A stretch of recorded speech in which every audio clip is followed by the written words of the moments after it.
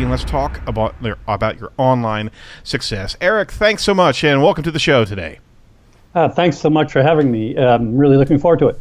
Well, excellent. As an SEO technical director, Eric is actually the founder and CEO of Stone Temple Consulting, a prominent SEO and digital marketing industry thought leader, and he's been an entrepreneur for well over 30 years. Eric, you are probably one of the earliest adopters of SEO. Am I mistaken there?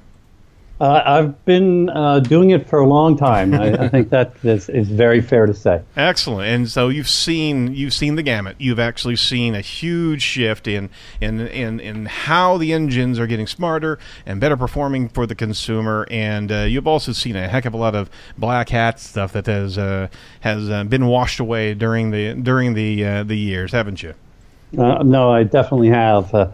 Way back in the early days, we launched a site to pursue motorcycle parts called onlinemotorcycleparts.com. And in a week, we were ranking number 2 for motorcycle parts. 1 week. Wow. Back then, huh?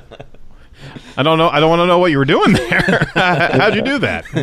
Actually, that was back in the days when it was just about keyword usage. Got it. Very, very good. Yeah, I got some friends who actually, back in the day, in fact, one of our friends, Jeremy Derringer, actually did just that very thing with some Buell motorcycles, and that's where he got his start. Eric, you're also an emerging, recognized expert on content marketing as well. You're doing a huge amount of speaking around the country and outside the country as well, aren't you? Yes, I do attend a lot of different conferences. Mm-hmm. I'm getting to the point where I'm saying to myself, wait a minute, I may need to think about this a little bit, and maybe I'll be a bit more selective because it's taking up a large part of my time now. That's a huge endeavor. It's actually a career unto itself. It could be. When you start getting into those gigs. There's always another engagement to do, and I've heard that before. Is that it can get pretty tough if you keep on taking all the engagements that are thrown at you. Yeah, no, it certainly can, and I have to balance that with our growing portfolio of clients. Sure. We serve a lot of different kinds of clients, but certainly numerous Fortune 100 or 500 companies. Pick whichever number you prefer. They seem to like attention. So, what's up with that? Eric is also the lead author of the book, The Art of SEO, and a columnist and contributor of publications such as Search Engine Land, Moz, Copy Blogger, Marketing Land, and Social Media Today, all of which we all read here, as well as many of our listeners. And you're the regular speaker of Search Engine Expo. We caught you at Search Engine Expo West when you were out there. And you're also a contributor on a number of the panels as well, if I recall. You didn't just have one engagement. You were there. Your face was recognized regularly on a number of different scenarios. So this was my first upfront experience with you, but it certainly was great reference material. You certainly you obviously know everything. I should say everything, but you know your space. Very good. Let me back up here. No, we'll just go with everything. He knows everything. Can I quote you on that? There you go. But it was impressive, and I enjoyed the deep dives that you did, especially the talk with the SEOs and the like. So you've been running kind of in the inner circles of some of the old dogs of SEO, and it's fantastic that you know the individuals that you know.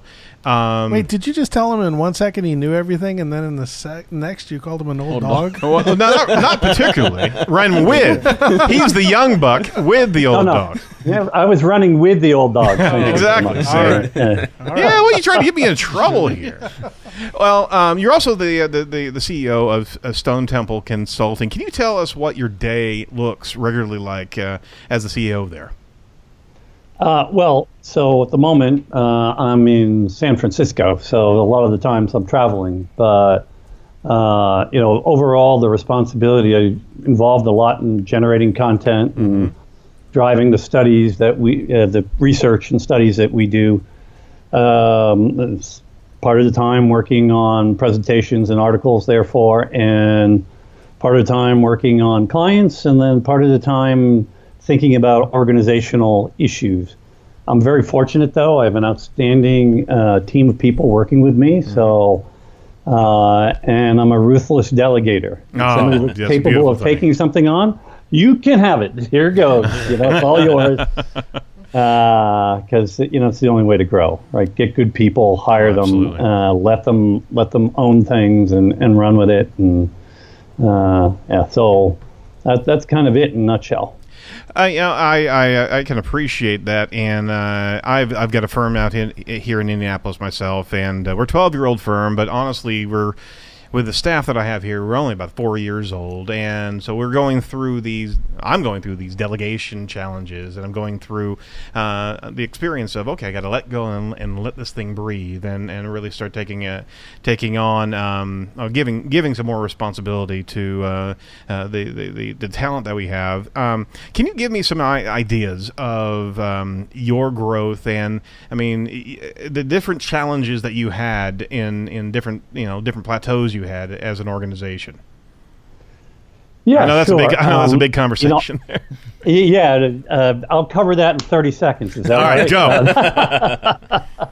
So, there's clearly lots of different things you run into. So we went through a burst, for example, in the past year where we added 28 people, and we're now a bit north of 70 people in the company. And that's a lot of growth. Yeah. And in a consulting firm, to hire that many people and maintain the quality level is challenging. So even when you're under all this pressure, you have to maintain the discipline about how you look at how you make a hire. Right. You'll have this burning need, and something needs to be done, and you're burning the candle, your personal candle on both ends. Trying to keep up with things, and you're desperate to hire someone, and you can't just simply take somebody because they're decent. You have to continue to press to bring in really outstanding people. Even if you're sacrificing your own productivity, you've got to try to find that top level talent.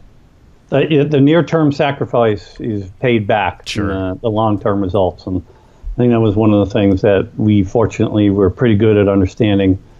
And then it's also just the process by which you bring in your management team and getting the right people for that, and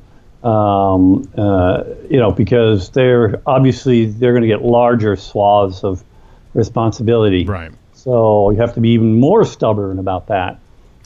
And the key to that was anytime you hire someone in the management team, you must be hiring somebody that is better at something than you are. No, there it is in its purest form. Yes, that's right. If you don't hire people that are smarter than you or better than you in the particular disciplines, you're never going to have that excellence. Well, thank God that's not a problem for you. That was a softball I got to give everybody. There you go. So, for what you learned, when was it time to pump the gas? When was it time to really move? And you're talking about that growth period of time. When did you sense, okay, I gotta throw everything in the kitchen sink into this? Because you always have that you're playing chess as an owner. And you're looking at everything moving through the system, and it's like, all right, I think I can bet. All right, mate. Sometimes you're playing roulette. I think I can bet on this. I know that this is going to pan out. I see down the horizon a bit, and what can you give as a bit of advice to aspiring owners and business owners for marketing agencies, because it is a tricky environment as opposed to other industries. What kind of advice can you give just for that type of situation? Well, I'll answer it in two parts. The first part is what our experience was, and then I'll try to generalize it a little bit more. For us, since you mentioned we do a lot with content marketing. Yep. It turns out that's slightly more than half the revenue of the company now. Oh, wow. But we have built the company doing content marketing for ourselves.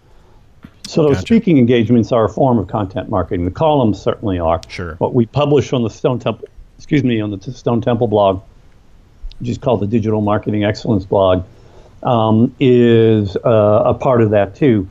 So what happened in terms of how we recognized when it was the time to hit another level of growth is we got to a point where the maturity of our own content marketing was enough that we could recognize what started to become a continuous deal flow. And based on that, we got to a point where we went to the woman in our organization who drives our hiring process and said, don't stop. Okay. So we're going to keep looking and locating outstanding people, and we'll bring them in, and we'll find things for them to do. And so far, that's worked pretty well. That's great. So now, you really have to market yourself, and you have to churn your own engine.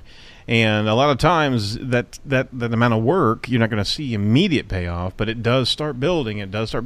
You create a resonance, and that's where the engine really starts to hum. Right, exactly. And I think it all starts with recognizing that it isn't just about getting your message out there, content marketing being one way to do that, but it's getting yourself recognized as a true expert in something. Oh, there you go. And because then people are going to gravitate towards that. They're going to want to benefit from that. Understood. Tell us about speaking of content marketing, tell us about the virtual keynote.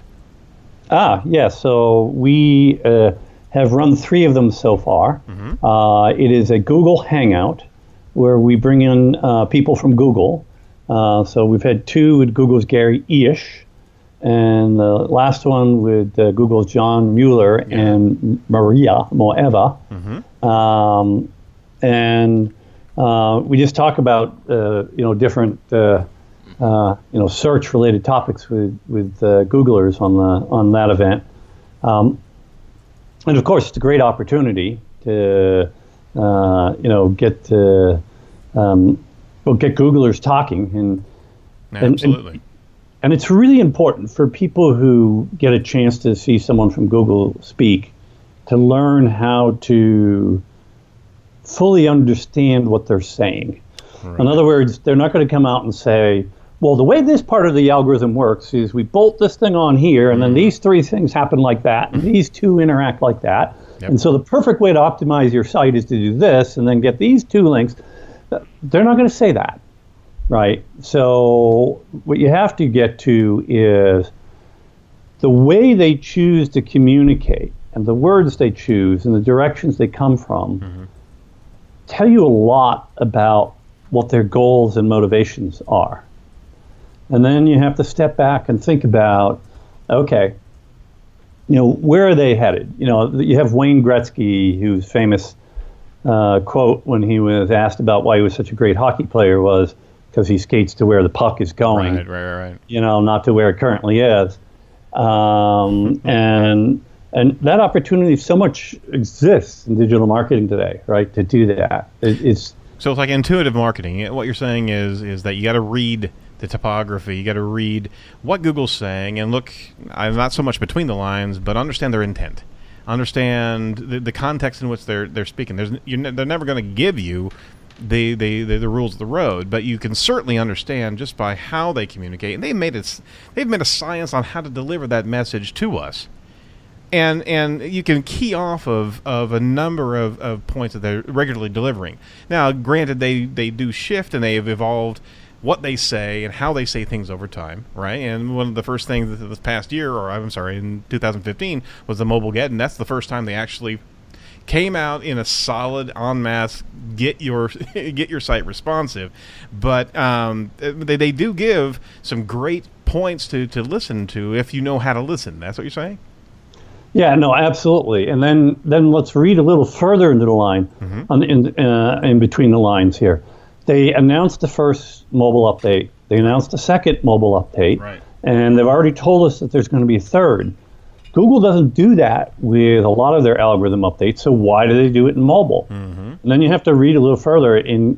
They have motivations here, and they really want the mobile web to be very powerful and very impactful. Yes. Because if everybody just goes to their smartphone and does everything on apps rather than on the mobile web, that's not good for Google. No. Absolutely. So they're trying to really push the mobile web agenda really hard. A really cool stat, which ComScore published back last August, I think it was. 44% of digital media time today that people spend is on a smartphone app. Mm-hmm. Yeah. Smartphone app, not even leaving out the tablet apps.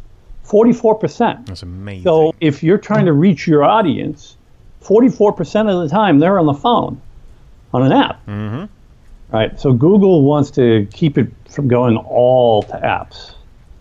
Oh, absolutely. So, I mean, the entire concept of mobile first design now in web build is like a brush fire right now, and understanding this type of screen that you have to focus on to be able to get that engagement, to be able to take that user to that next level of kind of user intent content, and not just have a squeezed responsive page, but something that is truly articulated to different screens based on the user consumption.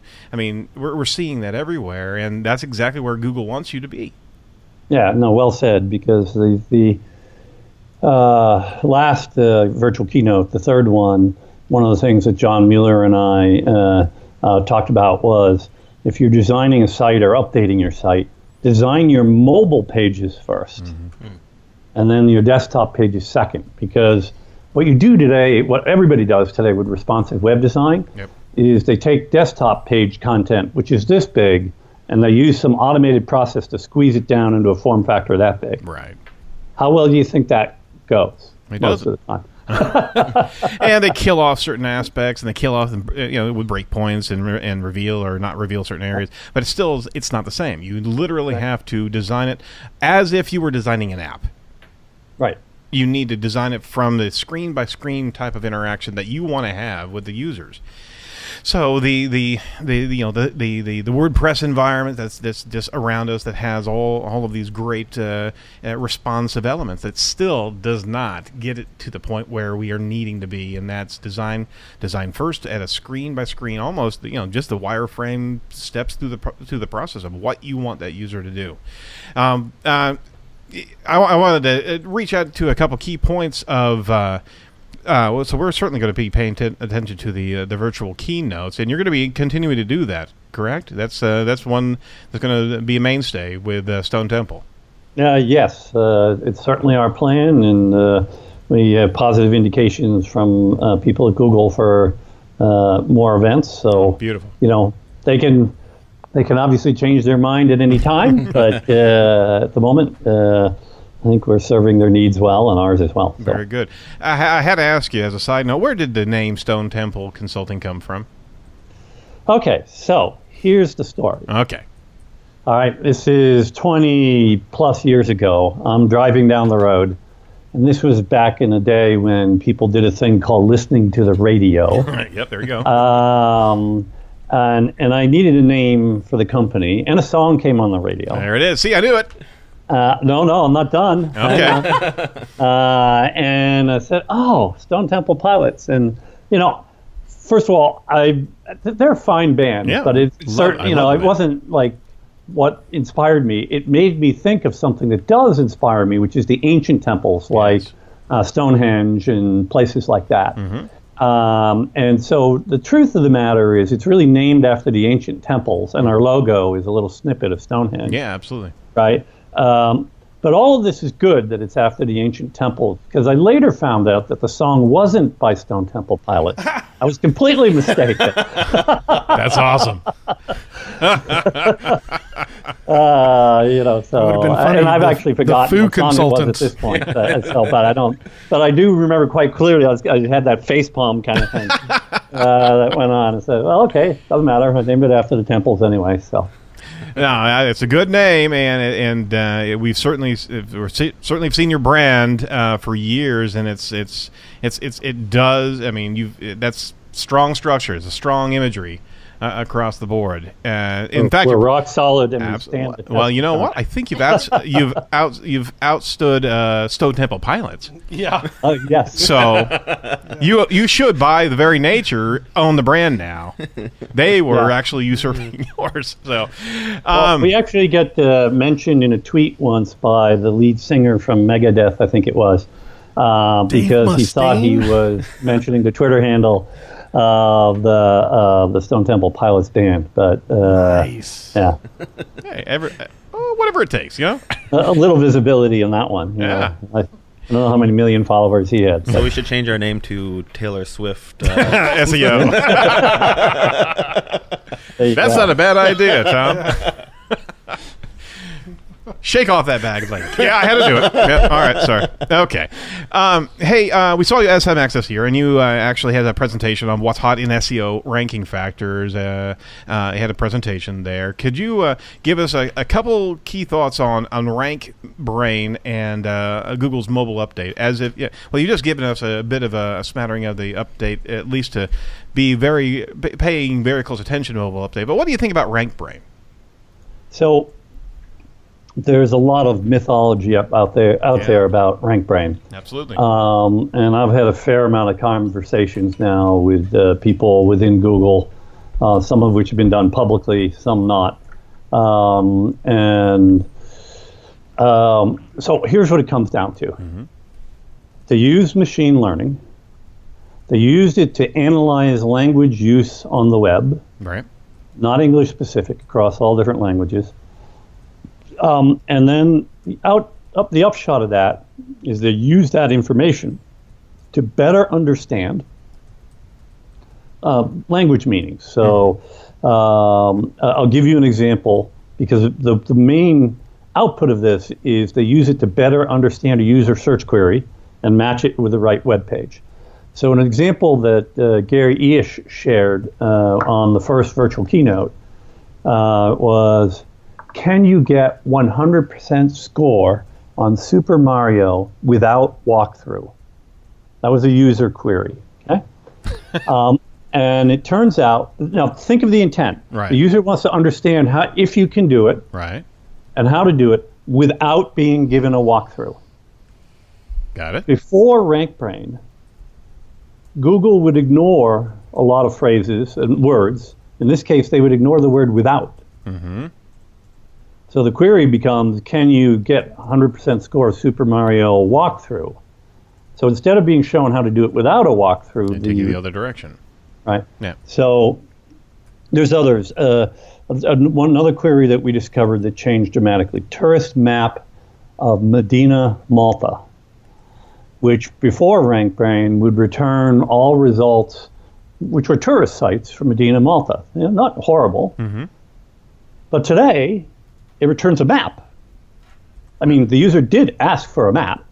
Right? So it's weighting certain parts of the phraseology because of the intent, as opposed to just the matchup of the most frequented pages and sites because of those common search phrases. Right. You're actually deep diving into intent more than anything else. Correct. And what used to happen in Google is, when they would read either a query or a web page, mm-hmm. they would use effectively what we call a bag of words model. In other words, they didn't really look at sentence level or paragraph level intent very well. And RankBrain gets them moving much more in the direction of doing this. Gotcha. But to finish the thought process on RankBrain, mm-hmm. There's things, you're going to see articles out there. People are going to tell you that RankBrain is taking over the whole Google algorithm, and it's going to decide how links are used and how this, and it's all wrong. Okay, the machine learning involved in doing what I just talked about in terms of improved language processing mm-hmm. is a ginormous technological accomplishment.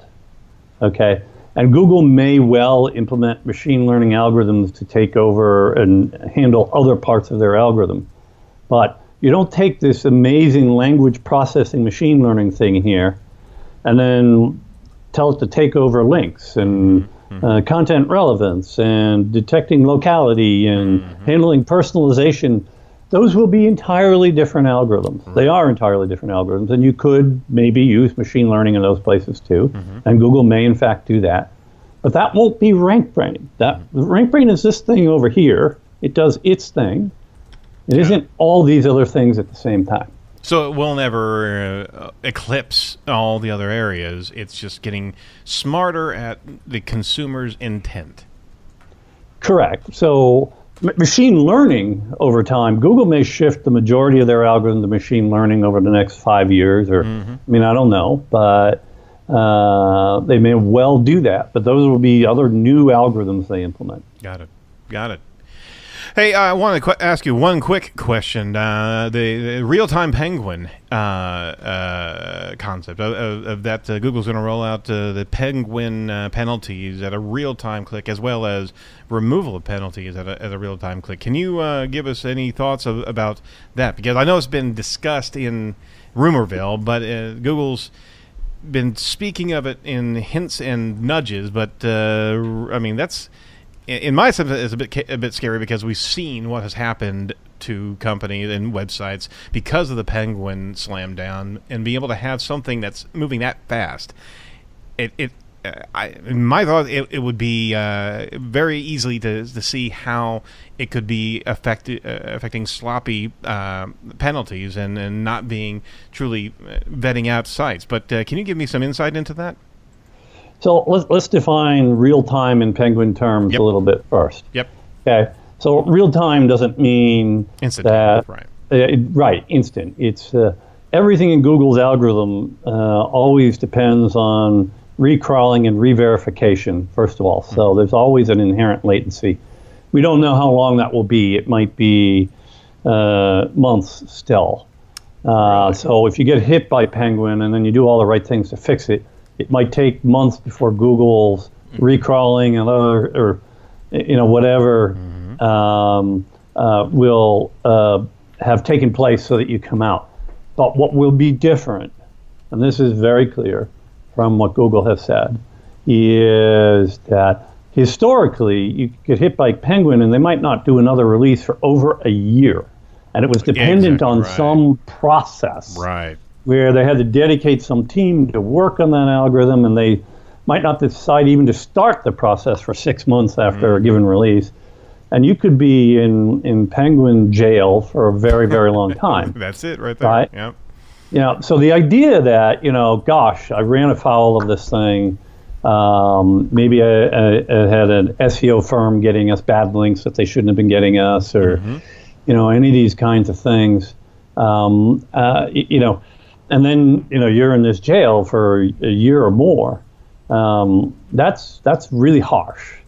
So now the process of collecting the data is continuous. I'm under the impression, and I do have to state that it's my impression, that the reprocessing of the data I'm quite confident that is supposed to be automated, but it's probably not literally continuous. It probably reruns on some periodic basis. Small batches as opposed to these long, like long every initiatives. I don't know, 2-3 months or something. I mean, again, don't read too much into, because I don't have enough inside information to tell you with great certainty. I'm trying to interpret the few things I've heard, but that's but this notion of that it won't be truly instant, you could put in the bank. It is. Well, that gives us hope, because honestly, as we've inherited companies that have been slammed with a Penguin penalty, we had to be frank with our clients. Hey, it's going to be 6 months. It's going to be a year before you're out of jail, and even that, we've got to make sure that we're keeping the nose clean, and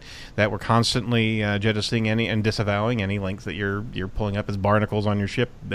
But this is actually a good scenario, and it's kind of we've wished for this scenario, to be able to have a little bit more purging, a system that can actually be self-writing at least to a little bit. Yes, absolutely. Excellent.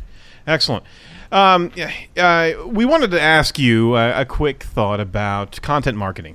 and what works inside of content marketing and what doesn't work inside of content marketing. You have a large amount of work that you're doing with Stone Temple that is explicitly content marketing, as you've said. Can you give us kind of the 1, 2, 3 punch of what are key elements that you've seen work that are being well accepted inside of, and we also have to understand what the goals are. It's not just for good ranks on search engines; it's also for engagement. So, can you give us a bit of a thought on that? Sure. There was a great study done by Moz and BuzzSumo, where what they did is they analyzed a large number of articles to see correlation between shares and links, social shares and links. And it was really interesting because it turns out the correlation between social shares and getting links to a piece of content is just really low. Yeah. So the highly social shared content, for the most part, doesn't tend to get very many links, or there's no real clear correlation. There's another study done by Chartbeat, which does a correlation between social shares and high read time. So if you imagine an x-axis of increasing read time and a y-axis of increasing social shares, the quadrant in that chart that's empty is the top right quadrant, which is the quadrant where you'd have the content that had high social shares and high read time. I understand. So it doesn't really affect that value that you were expecting it to affect. Go ahead. Yeah. So the upshot of all this is they dug a little deeper, and they found some sites that were actually getting, this is Moz and BuzzSumo again, that were actually getting strong correlation between shares and links. And what those sites were doing was one of two things: opinion-forming journalism. Okay. Of course, that only worked if people gave a crap about your opinion. So you had to be an expert. Okay? Yep. Or the second thing was data-driven research.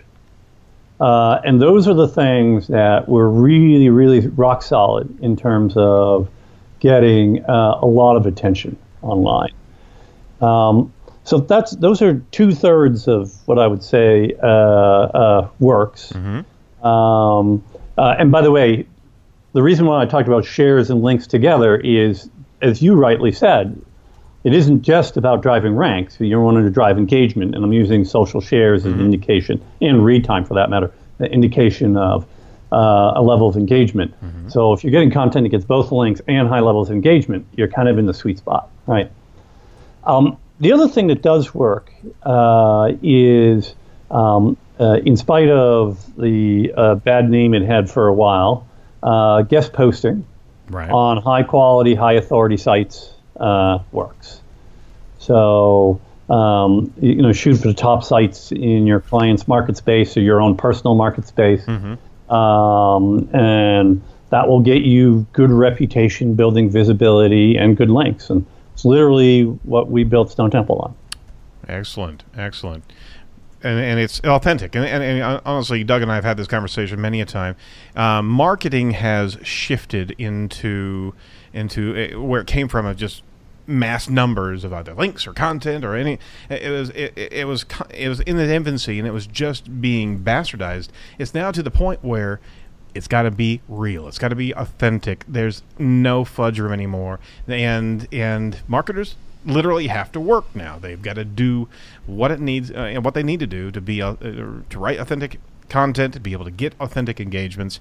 There's no smoke and mirrors anymore. It's the real work, and it's just great to be able to be in this industry now, because the wheat has metaphorically separated from the chaff, right? Yeah, no, absolutely. And authentic is a great word to use. But, and that may be discouraging to a lot of people who want the quick, easy fix. Yep. But the reality is it's never been easier to build a major brand or brand online than ever today. It is the easiest it's ever been. Can you tell us, give me a thought, what really excites you about the industry right now? You mentioned it has never been easier to build a brand.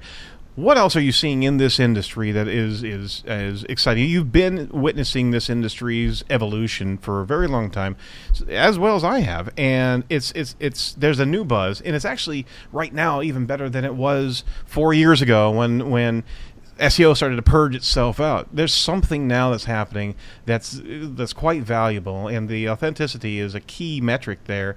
But what do you think about content marketing right now, and the opportunities that are out there?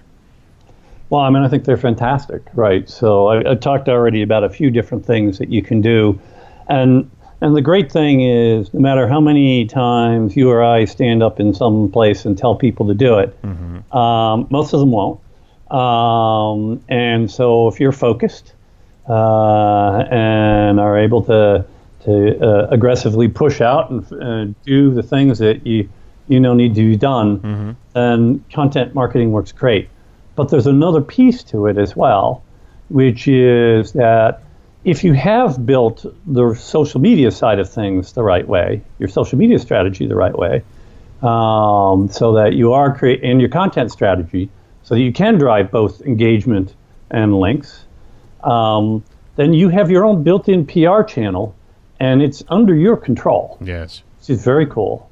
And then on top of that, you can take advantage of paid social media to drive things yet the next step. Right, so a really smart tactic is to build a list of all your top media influencers in your space, and run paid Facebook campaigns against that. There you go. So the tools are there now. That, and again, and this is matter of fact, there's never been tools like this before.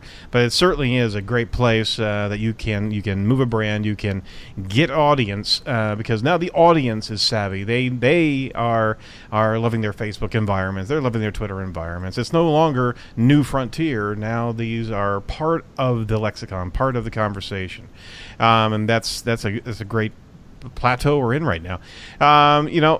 Eric, I want to be respectful of your time. I did want to come across an amazing but true fact you sent over to us, and you mentioned a number of them. I want to pull one out of my hat here. You were the 1984 world champion of foosball. I was. I love that. I love that. In fact, I've just gotten a flavor of foosball. I teach small groups at church, and these fifth graders, I'm finally whooping their tail. They were on my. They were taking me to town all the time, and now after 4 years of teaching fifth graders, I'm finally able to take them to task. But you're a world champion. You got to give me some quick tips on what to do in foosball. Well, I mean, it's all about establishing control. Very similar to marketing, right? Yeah, there you go. It's control of the ball. Yes, sir. That's. You just don't spin them as hard as you can. Well, you can try that if you like. So I did get beaten, but once by a guy who was spinning the rods viciously. Oh yeah. Because I dared him to do it, but I got beaten by him because I said it would be a 1-point game. Okay. He managed to hit it hard enough, hit the side of one of my men, hit about 3 walls, and went in. It's like, oh, jeez. But, for the most part, somebody's doing that. They won't even touch the ball if I'm... No, it's a great game. I never realized how fun that is. I've got to get myself a table at home. Have to. You mean the new site strategics? Oh, yes. Absolutely. Yeah. We're moving downtown Indy, so we've got to have a foosball table. Hey, something else. You camped in northern Minnesota, and guess where I'm going next week? Earl, what are you doing up there at -30? Well, and especially since I'm not really that much of a camping guy. Yep. But in this case, it turned out that my sons were both in the Boy Scouts, and they were on the older side of the kids in the camp. And the scoutmaster wanted to go for a camping trip to northern Minnesota, and give people this experience of being in this kind of environment. And the trip wouldn't happen if he couldn't get a parent to volunteer. Oh, okay. And there I was standing in line with all the other dads, and they all stepped back, and I didn't. So that's how I got my first volunteer gig. Everybody took a step back. Yeah, totally. So, that's funny. Yeah, it was a fantastic experience, but I mean, I'm not like feeling this compelling need to go do it again. Scouts is a great thing. Yeah, we're actually going up with a bunch of scouts next week to do that. But it's beautiful country, but boy, that must have been blistering cold. Yeah, when you're awake, you are up and moving. Yeah, period. Have to. Yeah, because if you don't, your feet will freeze or whatever, and you also have to learn that even in that temperature, even though it's not your instinct, it's about being comfortably cool, not comfortably warm. Okay. Because as soon as there's any moisture on the body, it just acts as a wick to bring the cold right in. Oh my gosh. So you got to stay dry, which means every day after you get up in the morning, you peel off all your clothes and you change. Because you need dry clothes. Oh my gosh. Oh boy. Well, I don't think I'll go up there in February. You make it sound so appealing. Hey, Eric, is there anything that we can promote for you? Certainly the book. We're big fans of the book, and you can get that on Amazon. Is there another place that we can actually send listeners to go download or be able to buy the book from you? Not that we're against Amazon, but we also know there's a huge percentage that they scoop out of there. Amazon is the primary way to get it. So, but thank you for that. The Art of SEO, 992 pages. Updated as of last October, so It's really fresh and current. Co-authors Stephan Spencer and Jesse Stricchiola. I know you've had Jesse on the show. Yep. So they did a great job. It's third edition out there since October of 2009. I know, withstood the test of time and nearly doubled in size in the meantime. Well, there's a lot of information out there, but it's very well put together, and it doesn't have the same layout as a lot of SEO books that are more self-aggrandizing of the author.